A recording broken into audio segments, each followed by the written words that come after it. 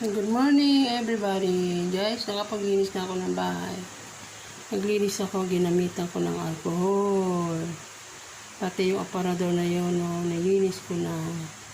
Bago sila umalis, naglilinis ako. Kaya ito tapos na, guys. Salamat. Kahit umuulan, magandang maglinis ng bahay. Hindi ka papawisan masyado.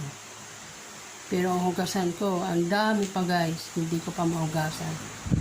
Dahil maulan. Maulan siya guys. Maulan. Ayan ang hugasan ko guys. Ang dumi pa oh. Hindi pa tapos. Good morning everybody. Yan. Ang bahay ni Ed. Malinis na. Oh.